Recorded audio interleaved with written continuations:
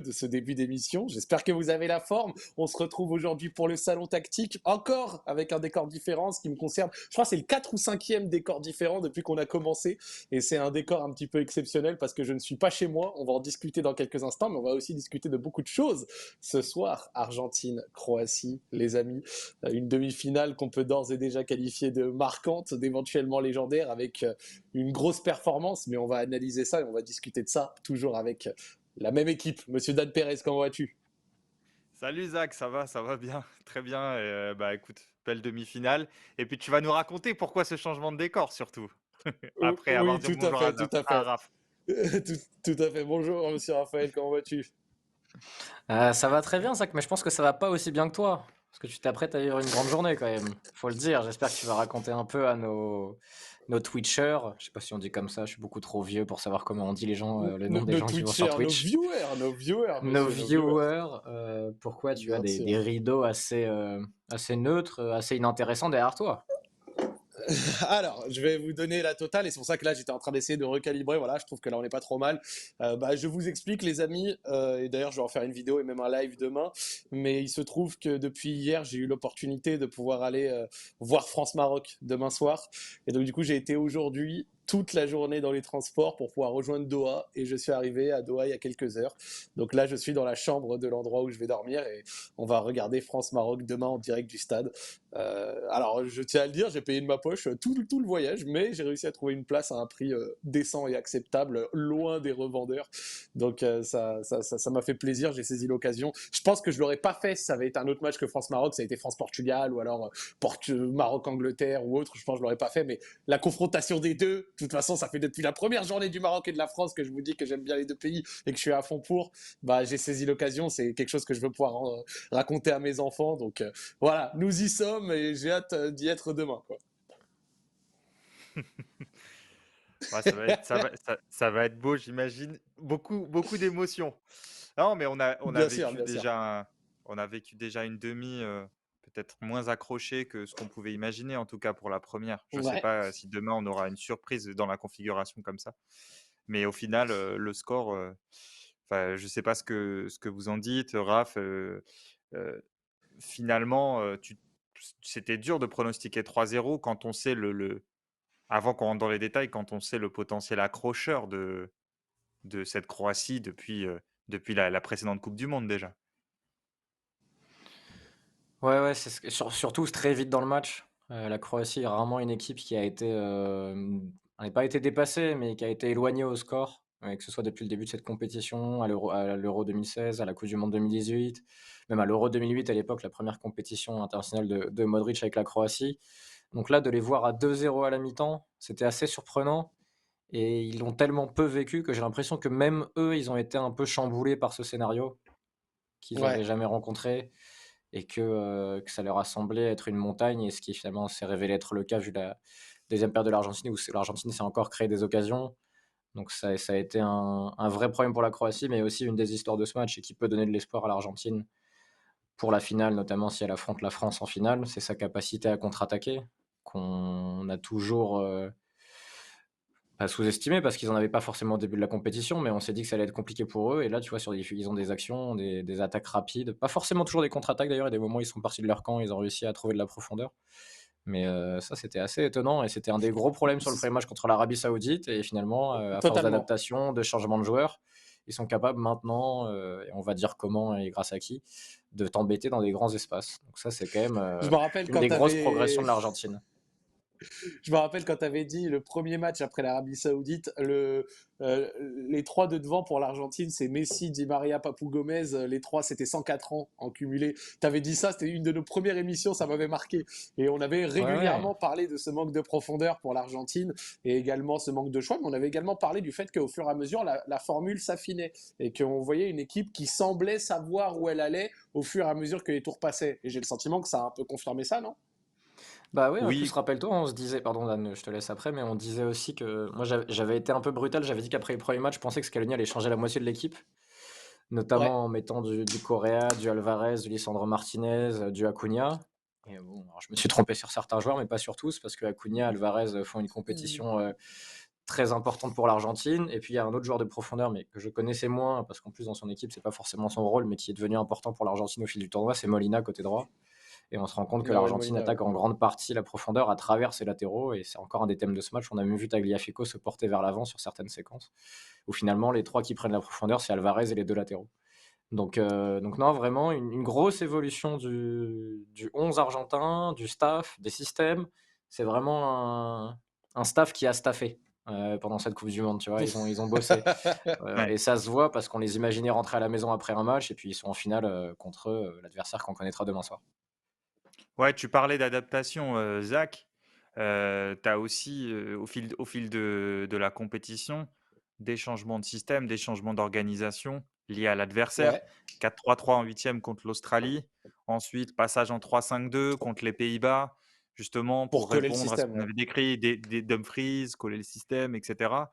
Puis là, 4-4-2, donc un milieu supplémentaire, et sur les 4 milieux, les 4 capables de venir à l'intérieur, défendre aussi à l'intérieur, parce qu'on se demandait comment l'Argentine allait répondre au milieu Modric, Brozovic, Croate. Kovacic. Et donc il y a une nouvelle adaptation. Donc c'est aussi ça, en cours de rencontre, ça peut s'adapter en termes de système. Voilà, il y a du travail, il y a des bons choix, ça paye, et surtout en finale, tu peux pas forcément, tout anticiper. La manière c'est pas une équipe qui a maintenu, tu vois, comme l'équipe de France en fait, qui, si elle va en finale, a priori, sauf blessure, en fait, aura maintenu, son 11, et son Oui. animation avec quelques petits ajustements en fonction des matchs. Mais globalement, tu sais à quoi t'attendre, alors que l'Argentine, c'est un peu plus compliqué. C'est assez drôle parce qu'on avait parlé de cette équipe de France qui avait évolué déjà en 2018 et un petit peu à nouveau lors de cette Coupe du Monde avec un groupe grosso modo composé de 13-14 joueurs, donc à savoir les mêmes 11 titulaires et une, deux, trois personnes qu'on trouve en sortie de banc. Alors que effectivement, cette Argentine, entre Acuna, Tagliafico, Fernandez qui est rentré, Di Maria qui a également un rôle, Molina, Alvarez, Paredes aussi, Lautaro, Zach. etc. Paredes qui Paredes, ouais, entre, qui Paredes sort. également. Ouais, qui est aussi souvent à deux doigts de sortir, mais pas de son plein gré. Mais bref, ce que j'essaie mais ce que j'essaye de dire, c'est que ouais, c'est une Argentine qui, elle, t'as l'impression, compose avec un groupe beaucoup plus grand, un plus gros panel de remplaçants.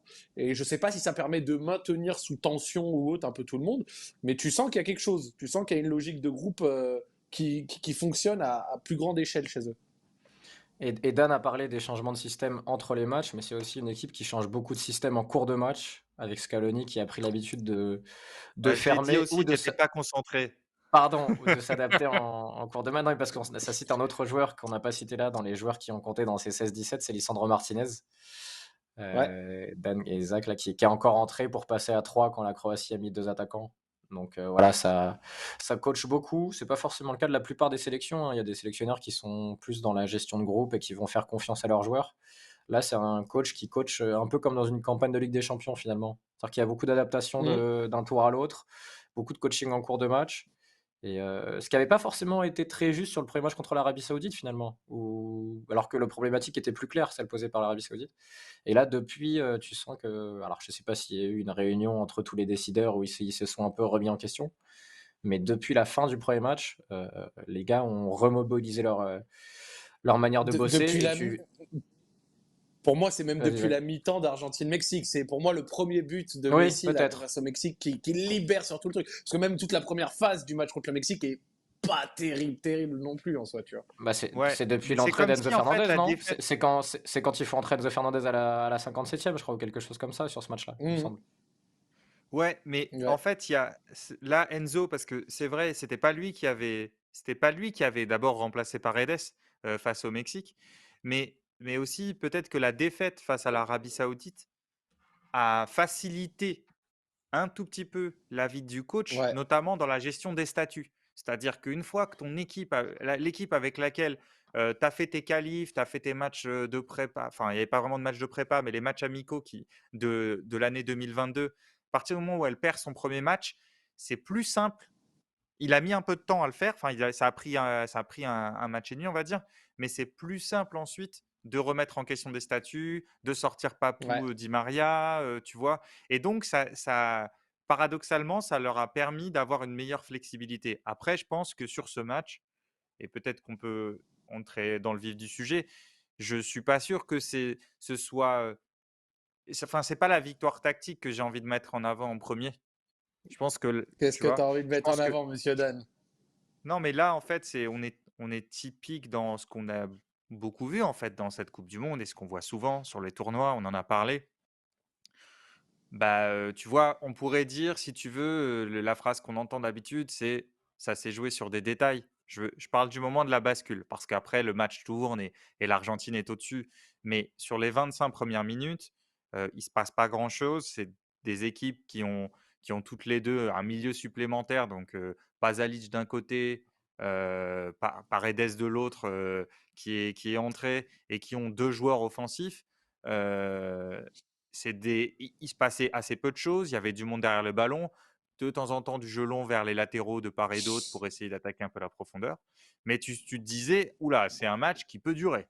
Ça, c'est un match qui peut Mmh. durer» et en fait quand on dit: «Ça se joue à des détails», la question c'est: «OK, mais c'est quoi les détails, en fait?»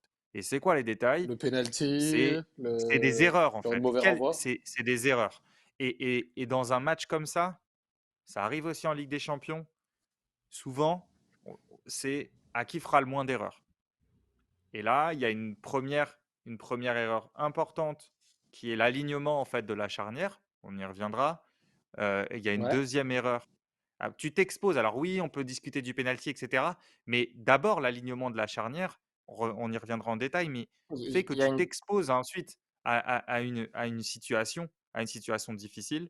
Il y a une Et en première fait, erreur sur ça cette action ne d'Anne pardonne aussi. pas. Je sais pas si les gens se souviennent de la première erreur sur cette action, mais il y a un Croate, je ne sais plus lequel, qui est complètement sur les lignes de passe, la première passe intérieure de C'est l'Argentine, Modric. passe d'Otamendi et le ballon, il le passe sous le pied, hein, alors qu'il intercepte toujours ces genres de ballons d'habitude et là, ça lui passe sous le pied et Ouais. ça met tout de suite en situation de crise la défense centrale croate, qui s'attendait pas du tout à ce Ouais. que le ballon passe parce que Modric est vraiment sur la trajectoire, il doit l'intercepter, ça lui passe sous le pied C'est et ça qui, ensuite pour toi, tu casse une un peu erreur grossière. l'alignement? Mais parce que si tu en plus l'action est un peu bizarre parce qu'au départ c'est un gros plan sur Otamendi, donc on voit qu'après le résultat de la passe, le ballon passe sous le pied de Modric qui se rate dans son interception et il y a un Argentin juste dans le dos de Modric qui se met dans le sens du jeu, qui est Enzo je crois, je sais Mmh. plus si c'est lui Oui, c'est qui Enzo. fait cette passe-là et qui arrive à se mettre dans le sens du jeu sur sa première touche et ça met Lovren et Gvardiol tout de suite en situation de crise où il y a plus le temps de communiquer entre les 2. En tout cas, ils ont pas trouvé le temps de communiquer et que Lovren est complètement fixé sur le ballon alors que Gvardiol décide d'arrêter de courir avec Alvarez et tu vois, C'est c'est là intéressant que ce Dan que a tu raison dis sur le côté parce erreur parce que c'est un peu comme le côté de Dembélé, tu sais, sur les buts de les actions contre l'Angleterre où il s'entend pas recevoir le ballon parce qu'en fait, il se dit: ouais. l'Anglais va l'intercepter» et bah, là, c'est l'inverse. Lovren et Gvardiol pensent que Modric va l'intercepter, ça lui passe sous le pied et derrière, ils s'adaptent pas assez vite, quoi. Ouais, il y a C'est pas une il y intéressant a ce que pas une tu dis bonne parce réaction. que Vas-y, Raph, vas-y. C'est Zach, Zach, pardon, c'est Zach. excuse-moi, good. vas-y, Zach. Ok, pas de souci. Je dis, c'est intéressant ce que tu dis parce que moi j'avais le sentiment, et c'est quelque chose dont j'avais parlé un petit peu, notamment après le match contre le Brésil, c'est que j'avais eu le sentiment, après le match contre le Brésil, d'avoir vu quand même des grosses performances individuelle dans la défense croate, mais une performance collective de la défense qui était peut-être pas si bonne que ça. Preuve s'il en est, les nombreuses quand même occasions brésiliennes où, c'est ce que je disais, l'une ou l'autre aurait pu nous faire changer un peu le discours. Ben, j'ai l'impression que là, on avait retrouvé peut-être un petit peu ça ce soir, avec en plus le lot d'erreurs un petit peu individuelles, en prenant par exemple le dégagement de Borna Sosa. Tu vois. Ouais et Vas-y, Dan. et en fait, pour revenir sur l'alignement là, pour montrer un peu ce qui s'est passé, on peut pas faire de screen ce soir, mais on va faire un petit coup de tableau. Vous me dites si vous voyez bien. En fait, ça, c'est l'action de la dernière passe. Bon, j'enlève tout le reste de l'équipe, mais c'est pour parler de l'alignement et en fait, à ce moment-là, c'est une situation de crise comme l'a décrite, Raphaël. Lovren, en fait, il est obligé de reculer. Lovren, il est obligé de reculer. La question, c'est est-ce qu'il recule un peu plus en diagonale ou est-ce qu'il recule comme ça? Mais Lovren recule pendant. Ça, c'est Alvarez, hein, pardon. Hop, ça, c'est Alvarez qui fait son appel. D'accord? Ouais. Donc Lovren recule est obligé, mais celui qui fait à ce moment-là, je ne dis pas que c'est simple, mais celui qui fait la plus grande erreur, pour moi, c'est Gvardiol. Pourquoi? Parce que c'est lui qui a l'action devant lui.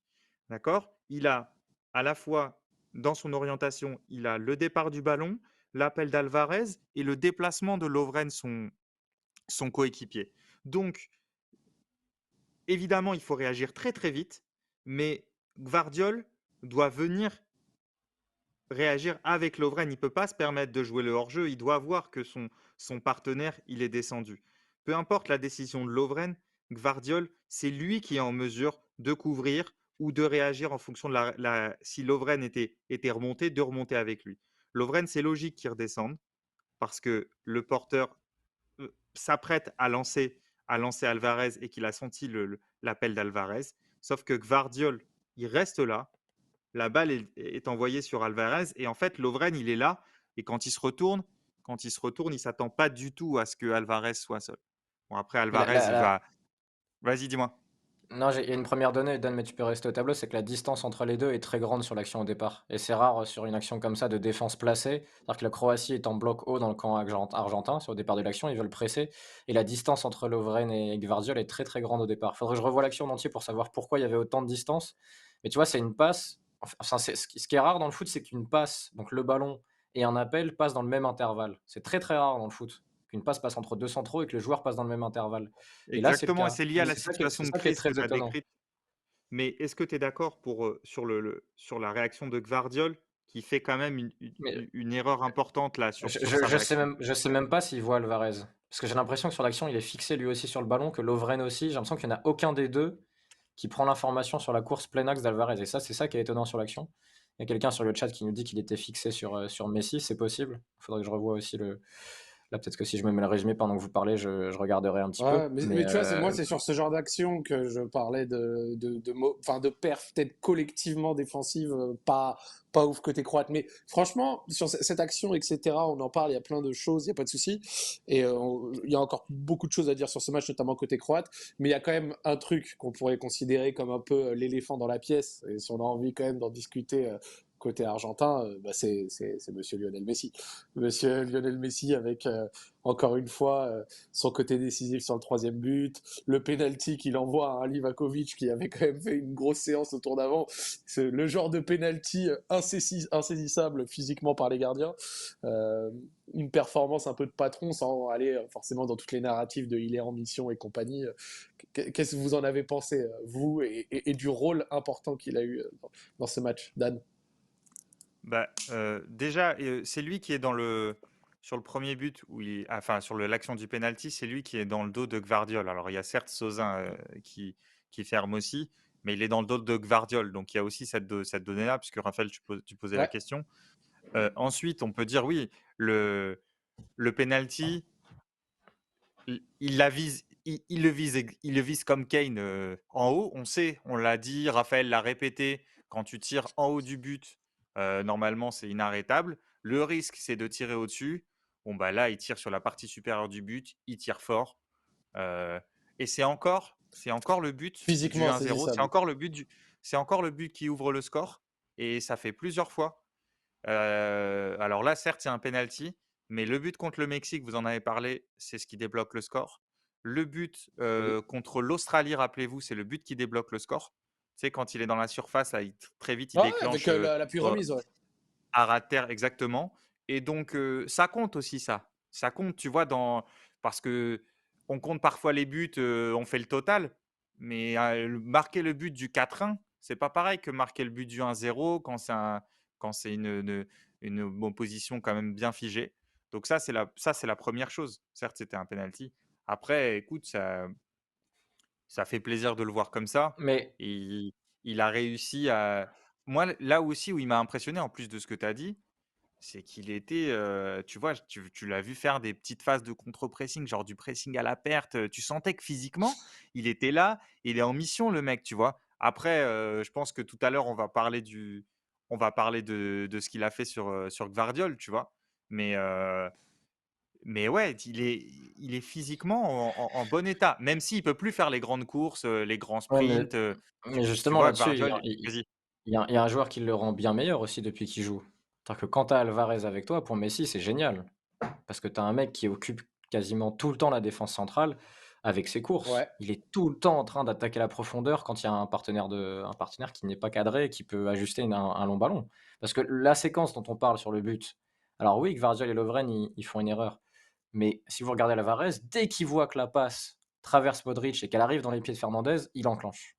Et je viens de revoir l'action et Gvardiol, à aucun moment, il regarde Alvarez. Il est fixé sur le ballon. Il regarde ni Messi ni Alvarez. Il est fixé sur le ballon. Et au moment où la passe part, il se dit ah mince, et il regarde dans la profondeur et c'est trop tard. Et en effet, il est un peu déconnecté de ce qui se passe autour de lui. Alors que Lovren sent l'appel partir, mais il y a une déconnexion entre les deux. Et à la limite, il aurait peut-être mieux valu que Lovren ne le sente pas non plus et que Alvarez parte un peu trop tôt, quoi. Mais la première erreur, comme disait Dan, elle vient de cette mauvaise lecture de Gvardiol au départ qui est déconnectée. Mais c'est la situation de crise qui les met dans ces cas de figure-là. Mais si vous regardez les meilleurs matchs de Messi, ils sont venus depuis qu'Alvarez est rentré dans le 11. C'est Et il n'y a vrai. pas de hasard. C'est quelqu'un qui fait le pressing, qui court énormément, qui enchaîne les courses en profondeur. Et là, on peut parler des deux buts, mais la première course, elle est énorme. Et sur le but qu'il met lui-même avec les 3 contres favorables, il cavale le petit, hein. Ça Jusqu'au rend bout, surtout. Jusqu'au bout, le type. ah ouais, ouais, non, mais il peut attaquer de grands espaces et en fait, c'est à 70 lui qui permet à l'Argentine d'attaquer dans les grands espaces. Alors il y a les courses des latéraux, notamment quand Acuna est là et quand Molina sont là, quand Molina est là aussi, mais lui, ça t'apporte, tout ce que les autres attaquants n'ont pas réussi à t'apporter. Alors que Lautaro, en théorie, pourrait le faire un petit peu, mais Lautaro, il a toujours joué avec un autre attaquant quasiment. Là, quand tu joues avec Messi, tu joues pas Surtout- vraiment avec un attaquant, tu joues avec un Mais 10, le tu pire, joues c'est que avec un rappelle-toi, il le faisait face à l'Arabie Saoudite et il était tout le temps hors jeu. Vous vous rappelez de ça, de tous les hors-jeux qu'il y avait face à l'Arabie Ouais, Saoudite? non mais Ouais. Alvarez, c'est une vraie différence dans ce mondial de l'Argentine et quand tu dis qu'il est sur le banc à City, heu, ça te montre la richesse des clubs européens et parfois qu'il y a des joueurs, qu'on ne voit pas beaucoup jouer mais qui ont énormément de talent et de les voir sur un mondial comme ça. Il y a d'autres sélections sur lesquelles on a vu que c'était le cas aussi, mais pour lui, c'est top d'avoir un joueur comme ça à ses côtés. Ça me rappelle l'époque Barcelone où il avait, Villa, Pedro et Alexis Sanchez qui partaient en profondeur pendant que lui décrochait. Sauf que là, tu en as un seul et il fait le boulot Ah. pour 3. Quand t'as peut-être le meilleur passeur du monde derrière, oui, t'as tout intérêt de les envoyer tes appels parce que tu sais que enfin, s'il essaye de t'envoyer, 95% du temps, tu vas être servi dans des dispositions idéales, quoi. Ah non, mais c'est Ouais, ouais, ouais, mais vraiment il Alvarez avait génial. besoin de ces courses-là. Il avait besoin de ces courses-là et Alvarez, ce que j'aime bien aussi, c'est que en plus d'être un joueur de profondeur, de volume et cetera, je le trouve accrocheur dans le duel, tu vois? Il a un côté, il me fait penser un peu, à toute proportion gardée, mais à Suarez, mais le Suarez d'il y a Luis Suarez d'il y a, tu vois? D'il y a 6-7 ans quoi, même un peu plus.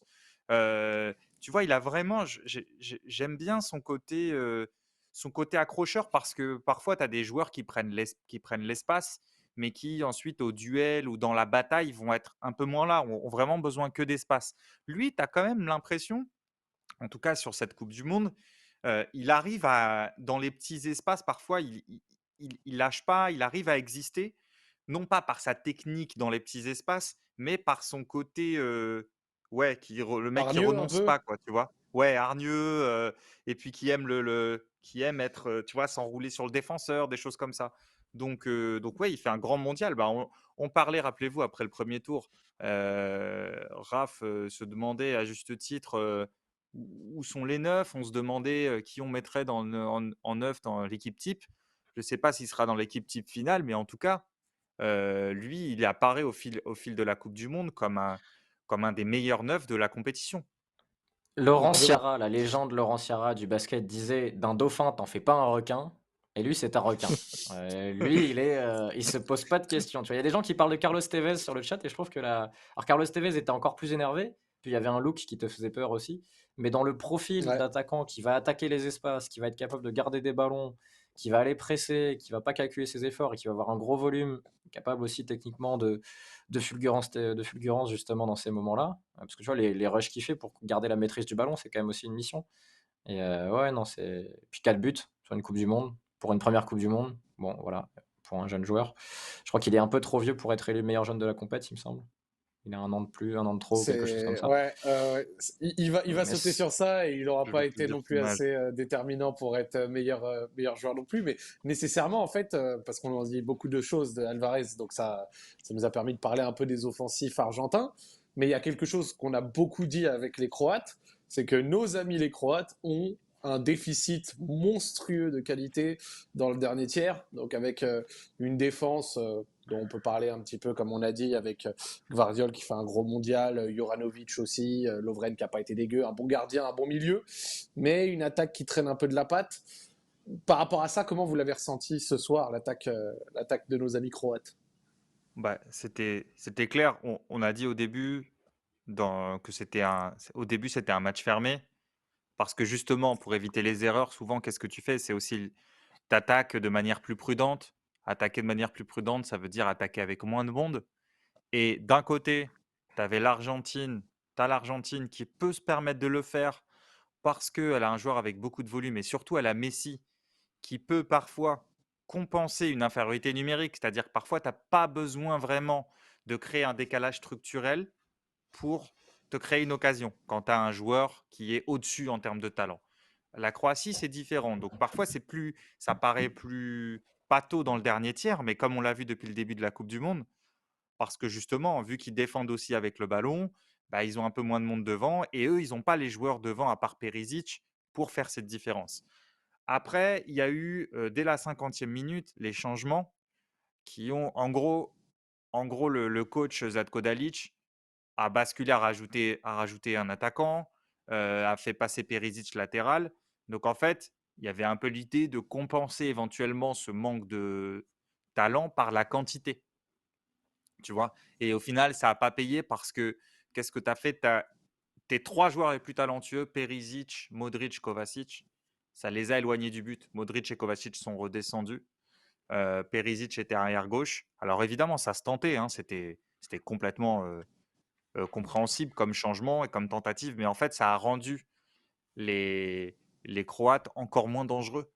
Et oui, on a vu dans les prises de balles, puis en plus l'Argentine met du monde pour défendre. C'est une équipe qui défend bien, l'Argentine, qui concède pas Ouais. beaucoup d'occasions, hein. Depuis le début du tournoi, c'est l'équipe qui concède le moins d'occasions.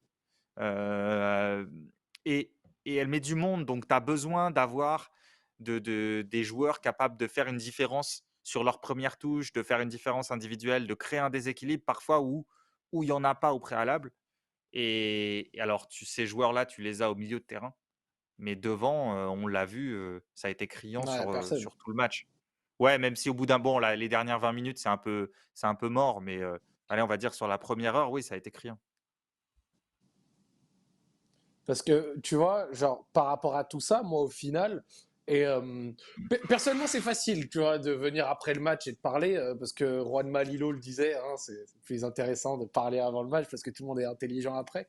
Mais par rapport aux Croates, plus sérieusement, même si je pensais qu'ils avaient peut-être la capacité de le faire, en réalité, quand tu prends un petit peu de recul sur leur tournoi complet, je trouve que le seul où ils ont été un tout petit peu convaincants, c'est face au Canada. Le premier match face au Maroc, ils produisent quasi que dalle. Belgique-Croatie, je préfère même pas revenir dessus, c'était pas spécialement intéressant. Vraiment, c'était une sorte Bah, de surtout 0-0 un si peu nul. Lukaku est en demi-forme, il saute, hein.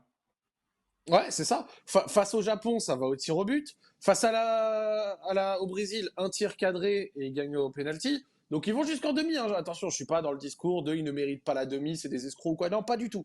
Mais en réalité, quand on prend un tout petit peu de recul sur l'ensemble de leur tournoi, le nombre de bons matchs ou le nombre de performances un tout petit peu correctes, bah, il était au final très très maigre. Mais il y a un truc qui existe dans le sport, dans la vie, dans la compétition, dans tout, et qui peut arriver, c'est la chance. Ils ont été chanceux sur l'ensemble de la compète. Ils ont été chanceux. Et on l'a dit après le match contre le Brésil, rappelle-toi, ça qu'on a dit, parfois il y a des matchs, Oui, tu moins bon, mais tu passes, tu gagnes. Et contre la bah oui. Belgique, ils Bah, avaient contre été le moins Brésil, c'est bons et clairement le ils cas. avaient pas perdu. Contre le Brésil, ils avaient créé beaucoup moins, ils étaient passés. Donc voilà, là, ils ont créé beaucoup moins que l'Argentine et ils sont pas passés. Ils ont 12 tirs pour 0 grosse occasion, 0,6 XG. 12 tirs, 0,6 XG. Ça veut dire que tes tirs sont dans des positions très compliquées. Et d'ailleurs, ils ont aucun tir dans les 5,50. J'ai regardé. Alors, il y en a un, mais qui est dans un angle impossible. Je suis désolé. Les gens vont dire ouais, mais Regragui, il a tapé sur les XG. Non, il n'a pas tapé sur les XG. En fait, il faut regarder sa conf à nouveau et vous comprendrez un peu mieux son propos sur les stats. Non, mais Parce que disons-le, hein, non, mais tu peux même continuer là-dessus, Raph, si tu veux, hein. Juste non, faire vas-y, cette donne, parce que parenthèse-là. je vais devenir désagréable. Vas-y. Non, mais tu peux, D'accord. eh oh, c'est notre émission, on fait ce qu'on veut. Non, Justement, mais mais Dan a une capacité à dire les choses avec un grand sourire, tu sais, qui nous vient d'Orient là, qui va nous charmer, vas-y. non, mais je pense que d'abord, Regragui, puisqu'on fait cette parenthèse-là, pour ceux Ouais, qui ne vas-y. savent pas, en gros, il a surtout, pour moi, critiqué d'abord la question de la possession. Heu, Ouais. mais nous, on n'a pas à se sentir visé, vu ce qu'on a dit, sur le Maroc. Je pense il s'est agacé, Regragui, des critiques sur le style de jeu de son équipe, notamment basées sur le fait que le Maroc avait très peu de possession. Donc il a dit, bah, la possession, si tu en fais rien, ça sert à rien. Voilà. Après C'est ce que après l'Espagne sur nous a montré les d'ailleurs, hein. voilà, après sur les expected goals, il a d'abord dit: «À quoi ça sert d'avoir quatre expected goals à la fin d'un match si ton attaquant est mauvais et ne les met pas?» Mais ça, pareil, nous qui connaissons ces données-là et qui en parlons souvent, on peut pas se sentir visé puisqu'on passe notre temps à expliquer que le XG évalue la position de la frappe et que l'attaquant après, un attaquant plus performant va surperformer par rapport à ses XG, va mettre plus d'occasions, c'est un truc de base du foot. Mais après, ce qu'il faut pas oublier, c'est que Regragui a dit: «Oui, nous contre l'équipe de France, le but, c'est de leur laisser le moins d'occasions, donc leur laisser le moins de tirs, donc leur laisser le moins d'XG». La Voilà. Je pense aussi que ce qu'il dit, heu et ce qui peut pointer du doigt, c'est le fait de s'arrêter aux statistiques. Et ça, c'est c'est Mmh. c'est tout à fait vrai. C'est un discours que nous, on peut épouser. C'est-à-dire que la statistique est un outil supplémentaire, une information supplémentaire. Elle ne doit pas être ni le juge de quelque chose, elle peut être le révélateur d'un style, notamment d'une équipe, de ce qui se passe sur, l'ensemble d'un championnat, mais elle ne doit pas être un aboutissement, ni un but. Et surtout, le discours de Regragui pointer du doigt ça, c'est-à-dire le fait que parfois certains s'arrêtent aux statistiques parce que c'est facile, ça permet de balancer comme ça, on balance des chiffres et Avec puis des ça grands suffit. airs, machin. Voilà, Ouais. il faut faire donc Regragui s'en plaint sûrement à juste titre, mais si ça commence à servir à certains pour dire: «Les statistiques, ça sert à rien», nous, c'est quand même d'une grande fainéantise et c'est surtout très Oui, présomptueux et je finis là-dessus parce que nous, on n'est pas du tout là pour défendre les statistiques. On n'en parle pas assez peu d'ailleurs dans cette émission. On dit que c'est un outil, mais surtout quand tous les grands clubs pro utilisent la stat, s'en servent, ne basent pas tout sur ça forcément, mais s'en servent. Venir en tant que journaliste ou suiveur du football, d'accord? Et là, je parle des journalistes, je parle pas de Regragui. Venir en tant que journaliste et dire: «Ah, vous voyez, les stats, ça sert à rien», c'est être très, très présomptueux sur ses propres capacités tout à fait. et ça veut dire que tous les clubs pro, en gros, c'est des nullards et que nous, on sait mieux et c'est surtout refuser de travailler. Je ne sais pas si je peux fermer la parenthèse, si vous avez quelque chose à ajouter là-dessus, n'hésitez Non, non, pas. franchement, mec, c'était clair, concis. Je suis totalement d'accord. En plus, comme tu as dit, la plupart des bons clubs, même des clubs qui le travaillent bien, utilisent ça. Et puis bon, en France, on s'extasie tous à juste titre sur le très bon travail que fait par exemple un RC Lens. Mais RC Lens, en termes de domaine statistique et ce qu'ils utilisent pour leur recrutement et pour leur travail, c'est une des grandes parties. Et donc, du coup, c'est Mais assez drôle de venir maintenant, tu vois, dire putain, RC Lens, comment ça travaille trop bien. Et après, derrière, bon, bah, tout le modèle qu'utilise le RC Lens pour arriver à ce bon travail, en fait, c'est que dalle. Ça sert à bah, rien. C'est nul. Arrêtez de nous emmerder. Enfin, c'est paradoxal, tu vois. je terminerai par ça, justement, Zach, parce que c'est un très bon exemple. Francaise est un des coachs français qui parle le plus souvent d'expected goals, de demi-espace, de tous les termes en fait que les gens qui justement, Un comme peu disait hipster, Dan, ouais. ne veulent pas suivre un peu l'évolution et s'intéresser à ce que les clubs font maintenant. Bah, tout ça, il l'utilise, Francaise. Donc tu peux pas, comme tu l'as dit, d'un côté dire waouh, super lance, c'est génial, il y a de l'ambiance, ça joue bien au foot, et derrière te dire ouais, mais bon, la stat, on s'encarre, quoi. C'est pas possible, tu ne peux pas, en fait. Ou alors, tu vois, c'est vraiment le truc du, je vais dire vieux con, mais ou du boomer, pour être un peu plus poli, qui se dit: «Ouais, mais le foot, ça a existé sans ça». Oui, d'accord, mais à ce moment-là, on refuse tout progrès. Il y a besoin de rien avancer et on est un peu en train de digresser. Mais comme on utilise de temps en temps les stats, toujours en combinant ça à la vidéo, et d'ailleurs, c'est marrant parce que les gens souvent disent: «Ouais, mais les stats, c'est bien, mais si tu regardes la vidéo», ouais, mais c'est très bien, mais souvent les gens qui utilisent la stat regardent beaucoup de matchs aussi, donc ça tombe très bien. C'est rare de voir quelqu'un qui Ah, parle les de deux, stats dans le foot et qui a jamais regardé un match de foot dans la semaine. Généralement, les gens qui ouais, font de la stat, c'est parce les qu'il y deux a un se truc qui cumulent, les ouais. a intrigués dans les, tu vois? Toi, par exemple, quand tu suis l'OL, tu vas voir les stats parce que tu te dis: «Ah, j'ai l'impression que ce joueur-là, il fait tout le temps la même chose. Je vais regarder, je vais jeter un œil et ça va me dire si c'est vrai ou pas». Donc je trouve ça dommage de en fait, ce qui m'a énervé, c'est l'utilisation des propos de Regragui pour, servir une partie du foot, où les gens se battent contre le vent en plus, parce qu'ils ont perdu le combat, en fait. Vous allez C'est fini. Vous n'allez pas réussir à sortir la stat du foot. Elle est dedans, elle va rester, à nous de bien l'utiliser, de bien l'interpréter, mais ça sert à rien de dire: «Ouais, les stats, ça sert à rien dans le foot». Ou c'est fini, le débat est clos depuis, 25 ans, en fait. C'est comme si vous vous battiez contre, je sais pas, l'invention du Ouais, coup bateau. d'épée Bah dans non, l'eau, c'est ouais, c'est mort. Eh ben, écoute, magnifique petite parenthèse, je suis très content. Bah, ça va nous permettre de peut-être. Alors, vous avez peut-être un truc à rajouter sur cette Croatie, sur ce match, ou alors vous voulez Eh, qu'on passe Zach, du coup un peu à la Zach, c'est pas preview, c'est à parce vous que de me tu es dire. à Doha qu'on doit pas faire le point coup de pied arrêté. Oh, attends, non, non, je m'en serais voulu de t'en priver. Jamais je te priverai d'un coup de pied, d'un point coup de pied arrêté, monsieur. Euh, non, mais on en parlait avec Raph avant l'émission. Alors, on peut pas faire les captures aujourd'hui, Ouais, mais vous aurez noté que le deuxième but de l'Argentine, d'Alvarez, vient d'un corner offensif de la Croatie. Et alors déjà, c'est Alvarez qui sort très fort sur Brozovic et qui contre le centre. Et c'est lui qui sera. Donc non seulement il fait un premier sprint pour aller contrer le centre, et ensuite il va, comme l'a décrit Raph, il va faire toute la course jusqu'à la surface pour terminer le contre, même s'il joue pas forcément super bien le contre, hein. Mais, euh, Bah, il va tout mais en tout droit, cas, ouais. il aura aussi la réussite. Toi, il va tout droit. On a dit que c'était un but FIFA. Je sais pas. Moi, j'étais plus PES, mais dans PES, on pouvait pas faire ça. Non, mais juste pour dire, en fait, qu'est-ce qui se passe sur ce corner-là? La Croatie, comme elle l'a fait souvent dans la compétition, en tout cas régulièrement, joue certains corners à 3.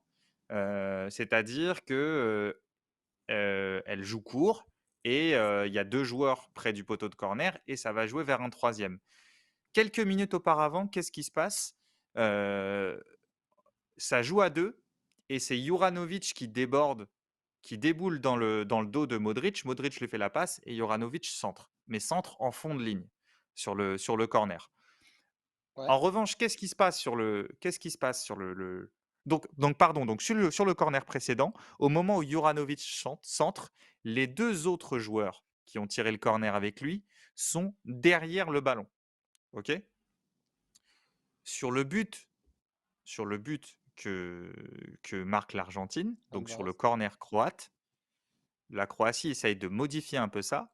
Au lieu de faire un débordement, elle essaye de jouer sur Brozovic pour faire un centre depuis l'arrière. On en a vu pas mal ça, ces centres à l'angle de la surface comme ça depuis l'arrière. Sauf que, Dévastateur. sauf que si tu te fais contrer, ce qui est arrivé, tes 3 joueurs avec lesquels tu as tiré le corner sont derrière le ballon, sont devant le ballon, pardon, tu vois, sont devant le Et ballon au surtout, moment où et il le surtout prise et sur sont le côté, éliminés. sur le côté surtout, Dan. C'est-à-dire qu'ils sont en dehors de l'axe où ils peuvent défendre. Donc, tu as les receveurs dans l'axe qui sont éliminés et tu as les Les 3 tireurs. tireurs, ceux qui ont joué le corner. Donc, c'est évidemment, si Julian Alvarez la contre pas, s'il la compte différemment, évidemment, après, il se passe plein de choses dans l'action. Mais en tout cas, c'est quelque chose qu'il faut de plus en plus regarder aussi quand tu tires le corner, c'est qu'est-ce qui se passe si tu la perds. Donc, comment tu t'organises si tu la perds? Et d'ailleurs, parfois, il y a des équipes qui font exprès de jouer court, notamment pour mieux gérer l'éventuelle perte. Bon, là, la Croatie, sur ce coup-là, c'est un peu manqué.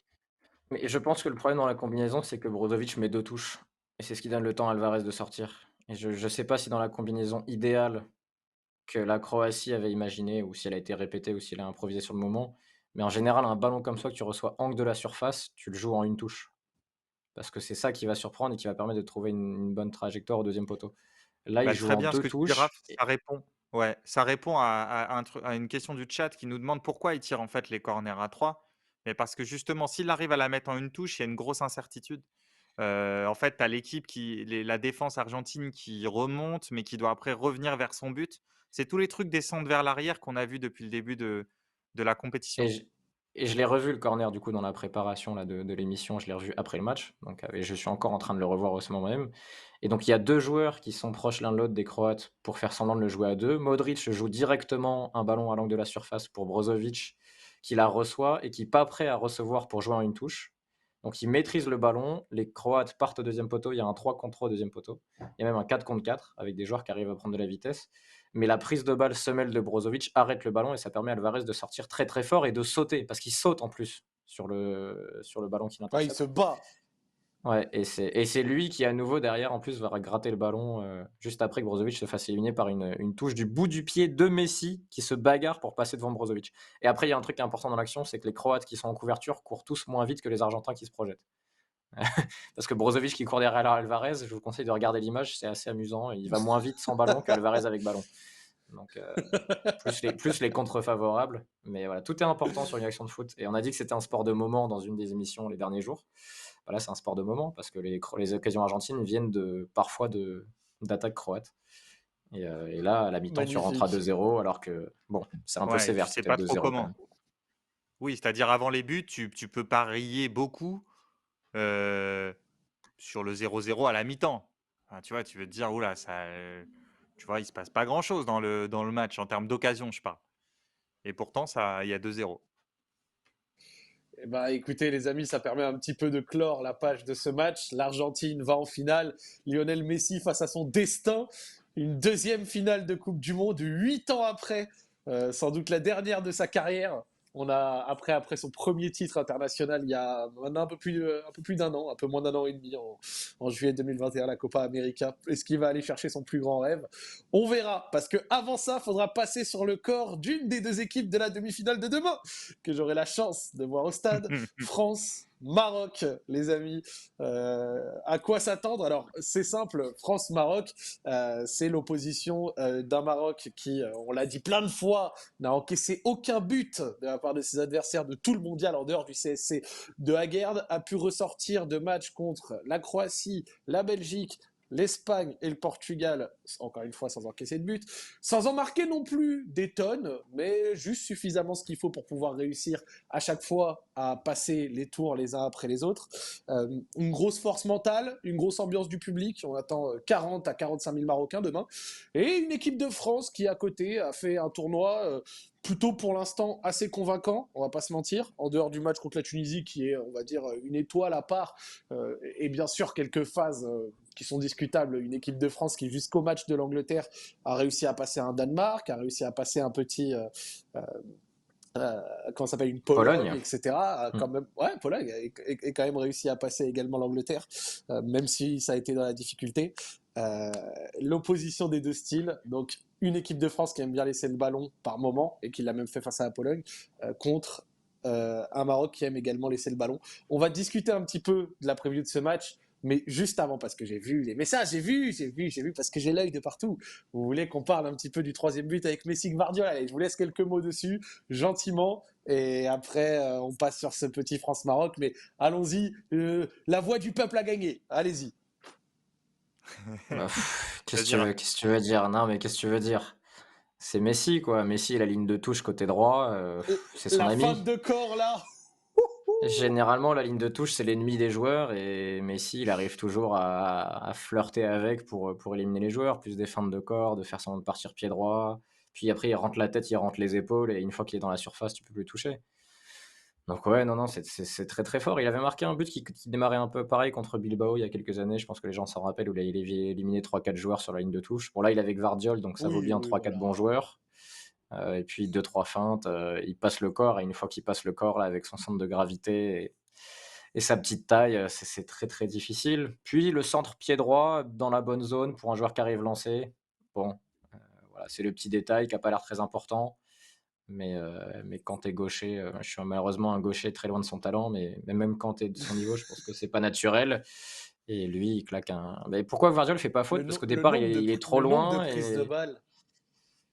Le nombre de Ouais, touchés de non, mais balles qu'il envoie là comme ça, de petites touches comme ça pour se réorienter de ça machin jusqu'à la fin de corps qui fait céder Gvardiol. Moi, tu mais regardes l'action, elle est exceptionnelle. c'est pas ses seuls du match, hein, parce qu'il y en a une en toute fin de match là où il va dans un coin du terrain, il est pressé par 3-4 joueurs, il fait une première feinte de corps, une deuxième, il obtient une faute dans une zone impossible en 1 contre 4. Et là, tu dis: «Bon, bah, d'accord alors, on va pas te presser parce que finalement ça sert à rien». Donc ouais, non, non, mais je sais pas si Dan a quelque chose à rajouter, mais là, quand on parlait de voir des talents sur les tours de coupe comme ça, bah, c'est le genre de moment Rapidement, qui reste. non, rapidement, on savait qu'il avait plus forcément la vitesse pour enchaîner des longues courses, des sprints une fois qu'il avait passé son joueur. Et en fait, là, ce qui me sur donc c'est pour ça que après sa première feinte, il y a Gvardiol qui le rattrape et là où je le trouve, en grande forme physique, ce que je disais au début de l'émission, c'est Oui, qu'après oui. il a encore après ce sprint-là où, bon, clairement, il a plus la même vitesse qu'avant et ben, il a encore le coup de rein tu vois, l'énergie pour replacer un autre coup de rein et rechanger de rythme, en fait. Et ça, tu vois, bon, la saison dernière, évidemment, on ne l'avait pas vu. Même cette saison avec Paris, il n'avait pas toujours tu vois, le 2 ou troisième coup de rein après, tu vois, après un premier effort. Et voilà, cette chose-là à noter. Et une deuxième chose, sa manière aussi de de venir chercher le contact avec la cuisse, en fait, ce qui empêche non seulement empêche l'adversaire d'intervenir, mais il ne peut pas lever sa jambe pour bien courir en fait Gvardiol sur les premiers appuis. Donc ça crée un retard et ça c'est très fort. Si vous regardez le ralenti, la partie zoomée en fait du dribble, vous allez voir que Messi vient coller sa cuisse devant Gvardiol. Il ne fait pas que passer devant avec son pied, mais il vient coller sa cuisse. Donc Gvardiol ne peut pas lever la cuisse, donc ne peut pas accélérer tout de suite. Voilà. C'est tout sur ce but-là. Trop cool. Trop cool. Bah nickel. Bah écoute, coup de génie, magnifique. C'était important d'en discuter. Le chat l'a demandé, on l'a donné, c'est tranquille. Je vous refais vite fait France-Maroc, très rapide. Maroc, très peu de buts encaissés, gros mental, énorme public sur place, des grosses performances en contre-attaque, une des meilleures équipes en contre-attaque de tout ce mondial pour l'instant, face à une équipe de France qui est aussi bonne en contre, qui peut à des moments aussi gérer, on l'a vu face à l'Australie avec ballon, qui a su face à l'Angleterre résister dans des moments difficiles tout en n'ayant pu regarder l'Angleterre dans les yeux dès que le score, le scénario du match le demandait, entre guillemets. Deux équipes au final qu'on pourrait aussi décrire comme le roseau, hein, ça plie mais ça ne rompt pas. Donc ça va être très intéressant à voir. Un Maroc qui risque de peut-être avoir également moins d'absents en défense que prévu. Alors attention, sur ça, j'ai pas eu les toutes dernières news. Moi j'avais une news de ce matin où il y avait peut-être Aguerd et Mazraoui qui étaient OK. Quoique on pourrait peut-être aussi dire que vu les performances d'Atiala, bon pied à latéral gauche, est-ce qu'au final ce serait pas mieux que Mazraoui, mais ça on va en discuter.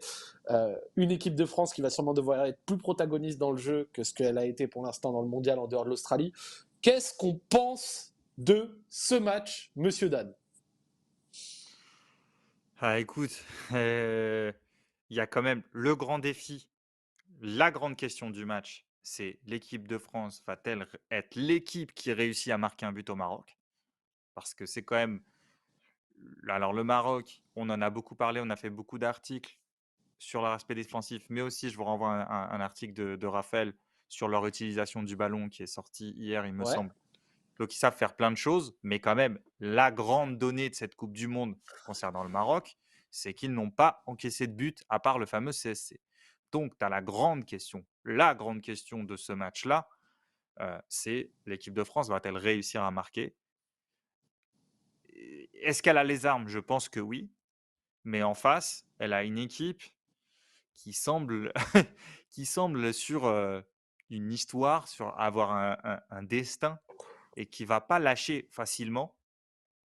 On rentrera peut-être vite fait dans les détails, mais dernière chose sur l'aspect mental, on en avait un peu parlé.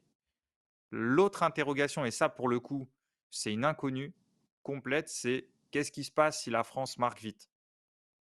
Mm. Est-ce que le Maroc explose? Comment le Maroc va réagir? Est-ce que, On devant se découvrir un petit peu plus, ouais. même dans cette situation-là, est-ce qu'ils sont pas capables moi je pense que potentiellement ils sont capables aussi de trouver des ressources, notamment mentales.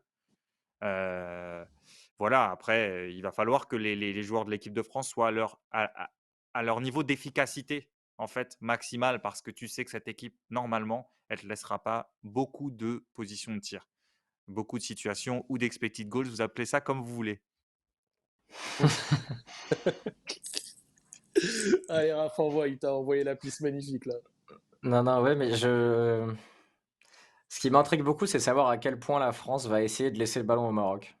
Ça m'intrigue beaucoup sur ce match-là.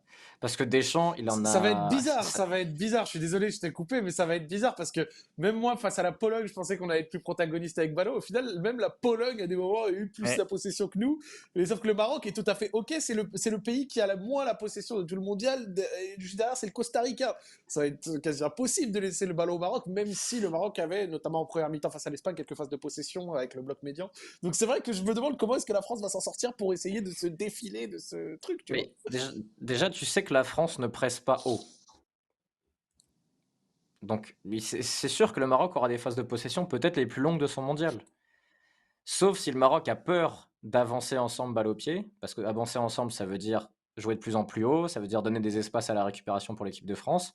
Donc à ce moment-là, qu'est-ce que fera le Maroc? Est-ce que le Maroc va allonger pour rester en bloc et pas envoyer trop de joueurs offensivement sur des attaques placées?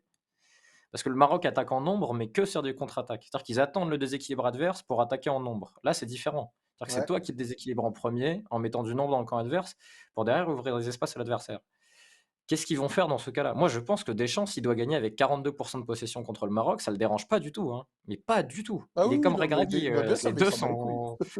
sont. ouais, mais Et il a raison d'ailleurs. ah oui, non, mais bien sûr. Mais du coup, ça m'intrigue beaucoup parce qu'on a vu assez rarement le Maroc avoir le ballon sur des phases d'attaque placées. Ils l'ont fait quelques fois contre le Portugal, mais c'était sur des sorties de balle où le Portugal venait haut pour essayer de récupérer le ballon. La France ne va pas faire ça. Je pense que c'est la seule équipe depuis le début de la compétition qui va pas presser le Maroc. Donc qu'est-ce qui va se passer? Est-ce qu'ils vont avancer, avancer, J'aime. avancer et ouvrir des espaces? Ou est-ce que le Maroc va tellement être dans le même schéma que la France, à rendre le ballon, ne pas les presser, attendre en bloc médian, bloc bas, que c'est la France qui va devoir construire patiemment? J'aimerais Ça bien que m'intrigue tu beaucoup. checkes. J'aimerais bien que tu checkes un truc parce que de souvenir, pour avoir bah, du coup regardé tous les matchs des deux équipes, il me semble, si on a peut-être envie d'avoir une configuration pas similaire mais qui pourrait y ressembler, que Maroc-Croatie, le Maroc a une possession qui est au-dessus de la plupart de ses autres matchs. Si tu peux juste checker si mes souvenirs sont bons ou pas. Je vais te dire ça, Zach, Mais il tout me de suite. semble que sur Maroc-Croatie. Maroc-Croatie, à plusieurs moments, le Maroc est justement joue haut et limite à des moments les Croates sur l'ensemble de la Ben, rencontre ont quelques meilleures occasions parce que les Croates, il me semble, jouent plus en contre. alors, Et donc du coup, c'est peut-être que le, la physionomie de demain pourrait y ressembler. Je sais pas, peut-être je me trompe. Hein. Peut-être je me trompe. c'est le record du Maroc sur la compète, mais ça finit à 35% de possession pour le Maroc. Ouais, bon. Donc, voilà. C'est-à-dire que j'ai 273. raison dans le fait qu'ils avaient plus la possession que d'habitude, mais alors si c'est le record, Voilà. c'est vraiment pas beaucoup. Bah, non, mais parce que leur moyenne là, lorsque j'ai écrit le papier sur notamment leur manière d'attaquer, de contre-attaquer avec les faux pieds, avec Unai, leur moyenne était à 31,5 sur l'ensemble de la Mm. compétition. Il y avait que le Costa Rica qui était derrière. Alors c'est aussi, il faut le dire, nuancé par les adversaires. Donc quand tu joues l'Espagne, le Portugal, forcément tu as moins le ballon. La Belgique qui devait gagner, ça veut dire qu'il y a l'effet du score, donc tu laisses le ballon à l'adversaire, l'adversaire le prend, etc.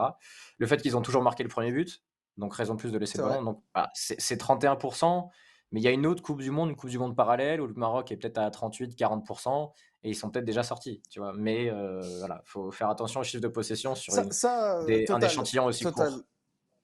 Ça, c'est un truc qui est vraiment réel et que beaucoup de personnes, et encore plus cette Coupe du Monde, tu vois, je regarde vraiment, enfin, on regarde tous ici du football depuis longtemps, mais je trouve que cette Coupe du Monde, elle nous a replacé une réalité, encore plus avec le Maroc, la France et au global toute la CDM, c'est la réalité du scénario et l'impact que ça a sur, bah, comme on a dit, la possession, le fait de voir des équipes reculer ou pas, protagonistes ou pas, et ainsi de suite. Et à quel point, du coup, la lecture peut être différente selon le scénario du match. Et pour moi, le plus Ah, criant en ce sens, en plus du Maroc dont tu viens de parler, c'était le Pays-Bas-Argentine, où les Pays-Bas sont mièvres, puis ensuite jouent très haut à 2-0 pour l'Argentine recule, 2-2, boum, les Pays-Bas reculent, et ainsi de suite. Et c'est là où tu vois l'impact du scénario à chaque fois, qui est vraiment, je trouve, très marqué, tu vois. on nous dit D'ailleurs, je sais 41% pas si contre le vas-y. Canada. J'avais oublié, c'est vrai qu'il y a 41% contre le Canada pour le Maroc en termes Mm. de possession de balle. Avec un scénario où pourtant D'ailleurs, tu as assez vite ouvert le score. Donc, D'ailleurs, je pense que pour les gens du chat, on n'a pas ils le savent, on n'a pas besoin de le dire, mais je le précise quand même. C'est pas un jugement de valeur, hein, quand on parle de la possession, machin. C'est ça dit quelque chose du style d'une équipe, de sa manière de jouer et forcément, Bien sûr.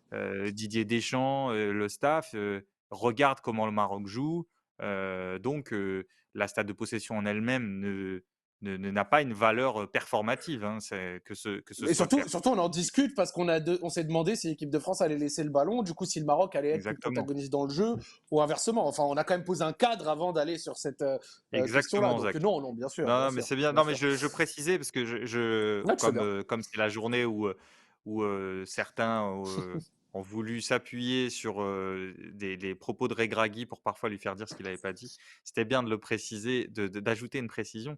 Mais il y a un truc Carrément. aussi qui peut être un élément clé euh, pour se créer une occasion contre le Maroc.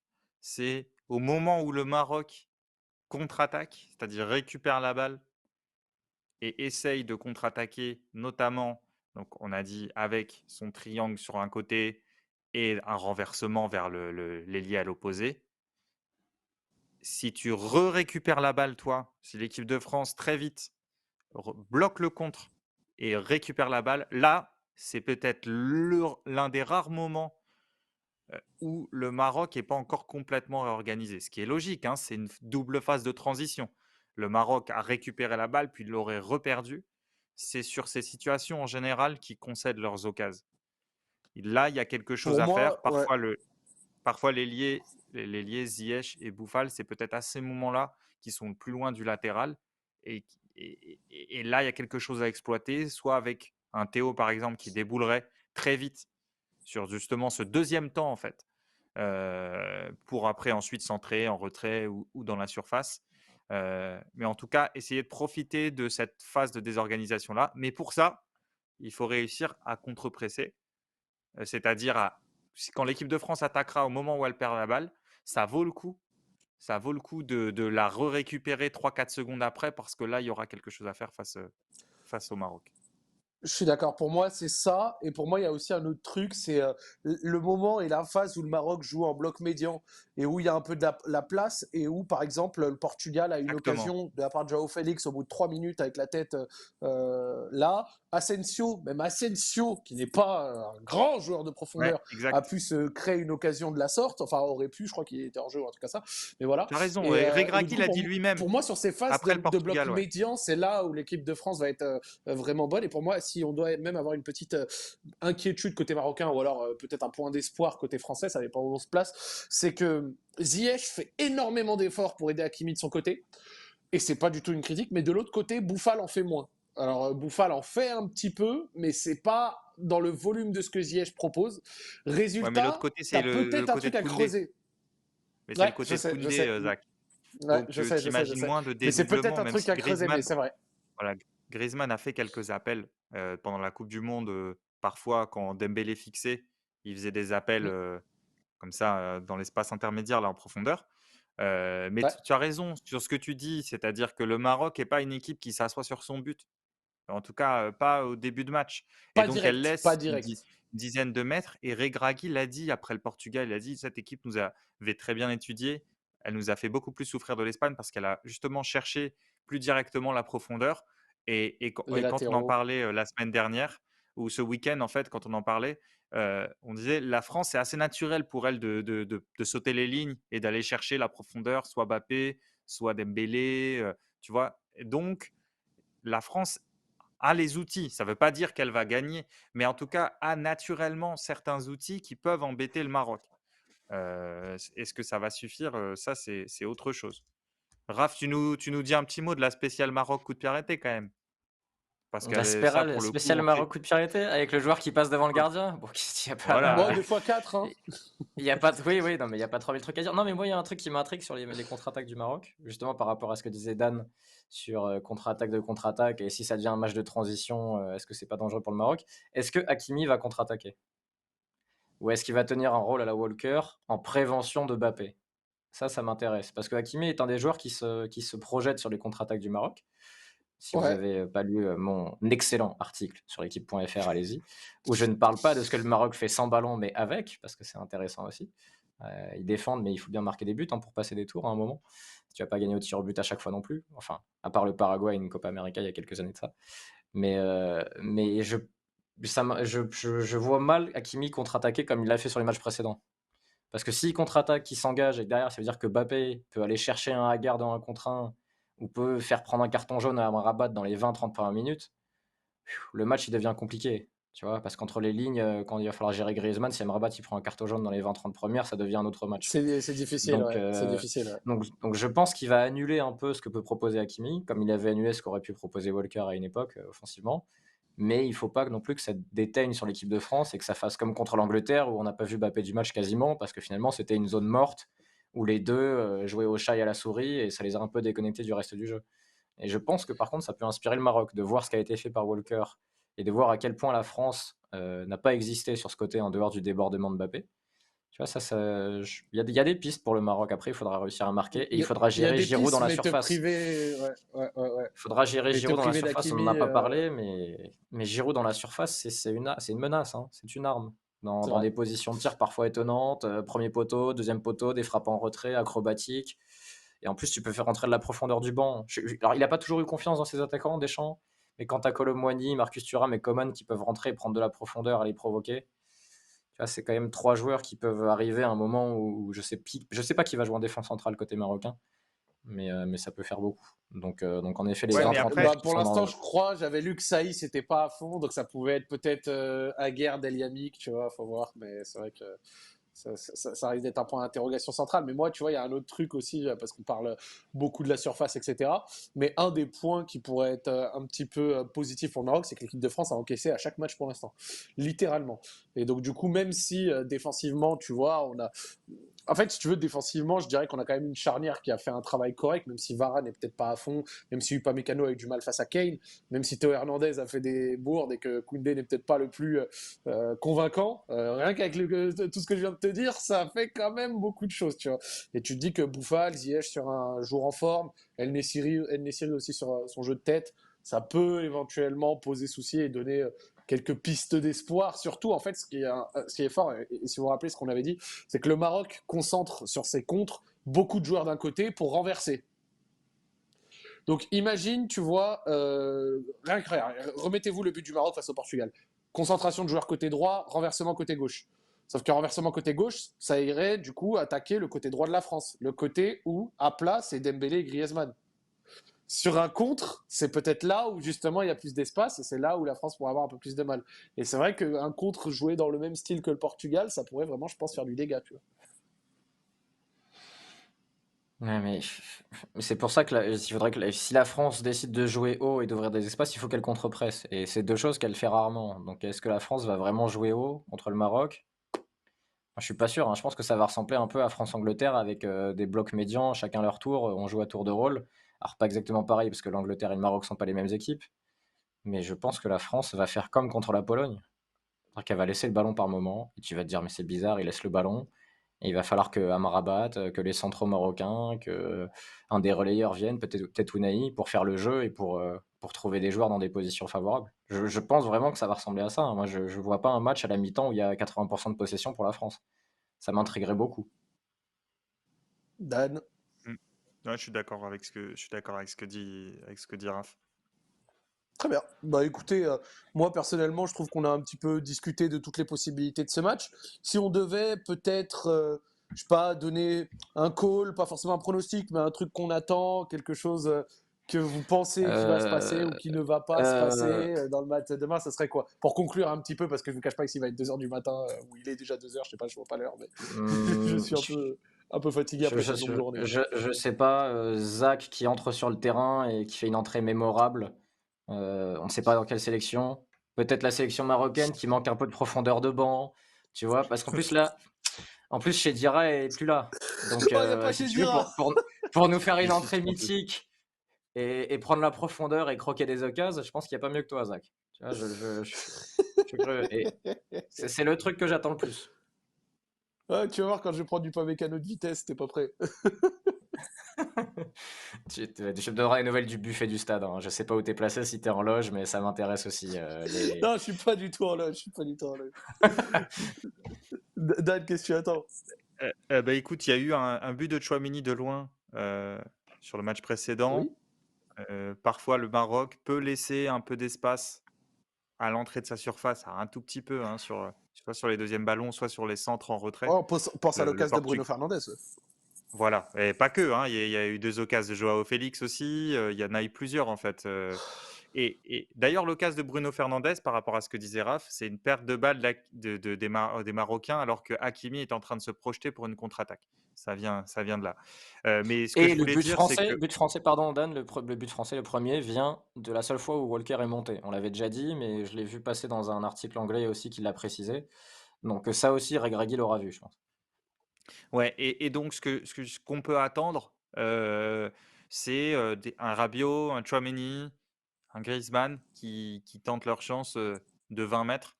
Et il y aura peut-être, le match peut aussi se débloquer là-dessus. Eh ben écoutez, moi j'ai hâte de voir ça. Moi personnellement, j'y vais le cœur léger en sachant que j'aurai une équipe à supporter un petit peu en finale et également bah, avec un match que j'attends tendu, avec une ambiance archi impactante. Je pense qu'elle va être impactante. La dernière fois que j'avais vu l'équipe de France dans une ambiance hostile, c'était France-Hongrie à l'Euro 2021, j'y étais. Et c'était impressionnant de voir les Hongrois et la force qu'ils avaient apportée à leur équipe. Même Griezmann s'en était plein en disant on s'entendait pas, c'était un enfer. Donc, du coup, je pense que ça aura vraiment un impact demain. Après, comme on l'a dit, de toute façon, l'équipe de France a les armes pour le faire. Mais je trouve vraiment que c'est un match. Oh là là, c'est difficile de se prononcer, franchement. C'est difficile de se prononcer. Vraiment, c'est très dur. Oh là là là là là là, ça va être une dinguerie. J'ai une question pour Dan avant qu'on se quitte. C'est dans un stade où c'est bien Vas-y. filmé ou pas, Dan? Alors j'ai une très mauvaise nouvelle pour vous tous, à Oh part pour Zach puisqu'il sera Albay là-bas. non! Stadium. C'est le même stade Non! que les quarts de finale, Oh, ça va être finale une des cat. Bleus. Oh, l'angle de caméra horrible, on va rien voir. T'avais pas aimé les angles de caméra? Non, Bah, c'est c'est pas le très pire. resserré.